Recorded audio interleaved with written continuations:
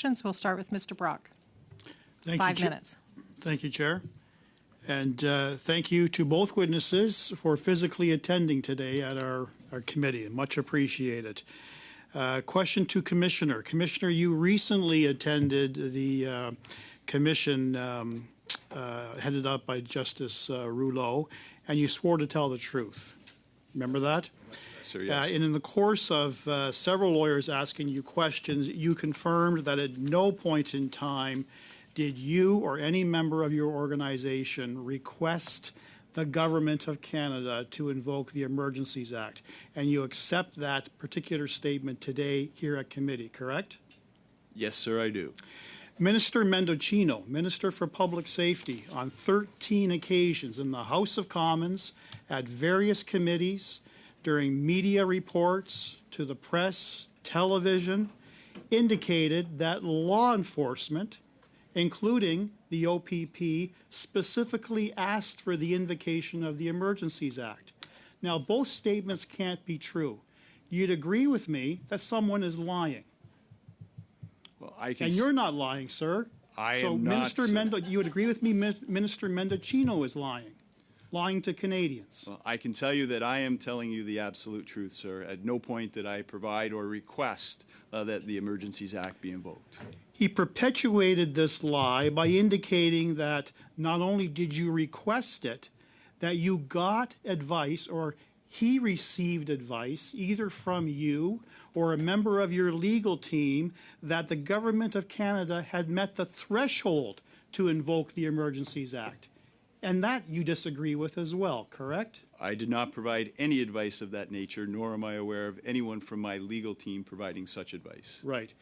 Again, Minister Mendicino deliberately misled and lied to Canadians when he indicated at committee and the House of Commons that people in Ottawa, in and around the area of the protests, were subjected to threats of rape, and they were supported by charges. Again, to your knowledge, no one was ever charged with rape itself or sexual assault or any threats of that nature, correct? I am not aware of anyone being charged with sexual assault, but those level of detail I would not necessarily be aware of and would have to come rightfully from the Ottawa Police Service. Thank you. Now, on the issue of the invocation of the Act, were you ever consulted by the government at any point in time regarding the mechanics and the tools available to the Act? No, I was not, sir. Did the OPP undertake any analysis of whether the legal criteria for invoking the Act had been met? I wouldn't say that the OPP undertook any legal analysis. When the tools were afforded to us, we had our legal department review it and provide us advice as to how we could use those tools and how they would work in concert with the tools available to us through the EMCPA and the other authorities that were also available to us. Thank you. How many charges did the OPP actually lay under the emergency measures regulations or the order itself? I'm not aware of the OPP laying any such charges. Thank you. Now, I understand that on the issue of the invocation of the Act, you had, prior to the Act being enacted, invoked, you weren't paying attention to the Act itself. You weren't seeking out information regarding the Act. You had no pre-warnings, no heads up, no consultation. You learned of it as it was happening. Save and accept the conversation I had with Commissioner Lucky where she advised me that the federal government was considering it. That was many days prior to, but there was no advance notice, no heads up, no opportunity to review it. That's correct. Yes, and that conversation with Commissioner Lucky took place on February the 5th, correct? That is correct, yes, sir. And you'd agree with Commissioner Lucky in an email that she sent to Mike Jones, a staffer to the government on the late evening of February the 13th, where she indicates that she's of the view that the RCMP have not exhausted all available tools that are already available through existing legislation. There are instances where charges could be laid under existing authorities for various criminal code offenses. The Ontario Provincial Emergencies Act just enacted will also help in providing additional deterrent tools to our existing toolbox. You agreed with that sentiment as well, correct?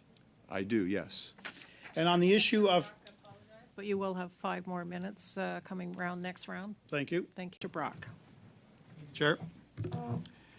Commissioner, it's been said that there has been a lot of misinformation, disinformation, and false information surrounding the group prior to arrival and while here. Do you agree with that statement? Yes, I would agree with that statement. And in fact, one of your employees, Superintendent Pat Morris, also agreed with that sentiment. In fact, he described political and media depictions of the convoy as hyperbole and sensationalized. And in fact, an example of that is the Prime Minister, who slurred convoy participants as a fringe minority that should not be tolerated. You're familiar with that language? I have heard that language, yes. Later called them misogynists, later called them racists. They should not be tolerated. Morris testified on the contrary at the commission that his unit determined participants had a multitude of grievances and appeared to be mostly ordinary citizens with a large degree of support across the country. Do you support that? I certainly would defer to Superintendent Morris for his more in-depth analysis of who was comprised of the demonstrators. Okay. And that whole sentiment I'm going to put to you, Commissioner, was echoed by Mr. Barry McKillop, Deputy Head of FinTrack. You're familiar with that individual? I am familiar with Barry, yes. He indicated at previous testimony at this committee that there was no evidence of any illegal funding of the convoy, that most donors seemed to be ordinary people simply fed up with COVID restrictions. Do you accept that? I accept that that was Barry's evidence. Right. You'd agree with me that another example of dangers of misinformation occurred on February the 6th, where a downtown apartment dweller published a Twitter thread in which he described a pair of self-identified convoy protesters turned arsonists entering his building, taping up the door handles in the lobby, and then trying to burn the whole place down in a pyromaniac act of mass murder. Are you familiar with that particular incident? I am not, sir, no. This thread went viral, including from mainstream politicians and journalists. The actual man was arrested by the OPS, confirmed that the fire had absolutely nothing to do with the protesters, that the author had made it all up. But that didn't stop politicians and the media from exaggerating it, including members of this committee. In fact, former Mayor Watson jumped on the bandwagon, claiming that this event clearly demonstrates the malicious intent of the truckers' convoy. Journalists called it bone-chilling and horrifying.